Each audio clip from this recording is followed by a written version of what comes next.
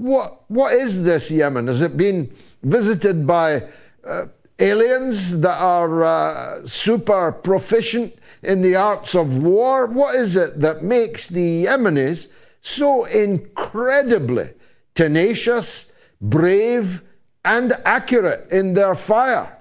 George, when I was a weapons inspector in Iraq, the first thing that I had to come to grips with was that the Iraqis were some of the finest scientists in the world, that they had been educated in European schools, European universities, and these weren't simple Bedouin tribesmen who put on a suit and were out of place. These were cultured intellectuals of the highest order.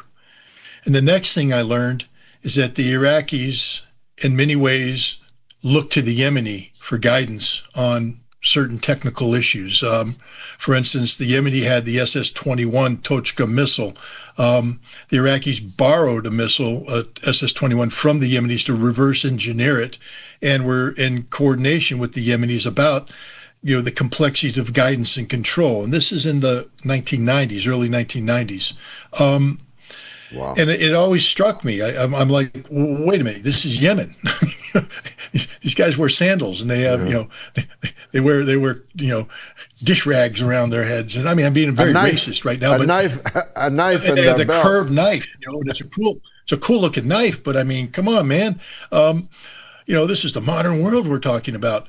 And the Iraqis, whenever they spoke of the Yemeni, always spoke in the highest degree, not only about their technical proficiencies, and I'll give another war story.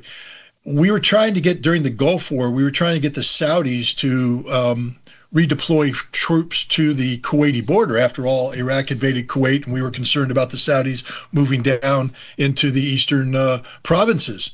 And we're like, why aren't you moving your forces? And the Saudis said, we ain't moving any forces off the Yemeni border. Those guys are crazy. And if they come over the border, they could take Riyadh. And I'm like, wait a minute, these are just guys who wear sandals and wear dish rags, and they got a knife. Why are you worried about them? The Yemeni have been misunderstood by the West forever. Yes, they wear sandals. Yes, they wear dish rags. And yes, they have a cool knife. But that's cultural, traditional things. They also have PhDs. They also are engineers of the highest order. They know how to run a modern society. If you've been to the city of Sana'a, you'll see it as a modern, functioning city, as is many other places in Yemen. And when it comes to their defense, they had incorporated some of the most sophisticated weaponry of their day, and they knew how to use it. They're experts in its use.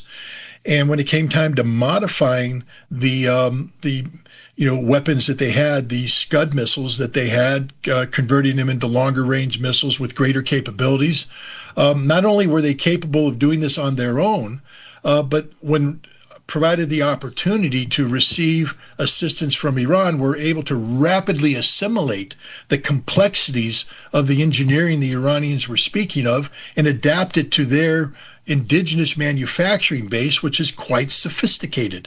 And so anybody who has studied Yemen and studied Yemeni engineering and their military industry, it would not come as a surprise that these fantastic scientists and engineers were able to build these weapons. But for people who continue to be bound by the prejudice of their ignorance, you wake up one morning to find a Yemeni missile puncturing your ship in the Red Sea, wondering how the hell this happened.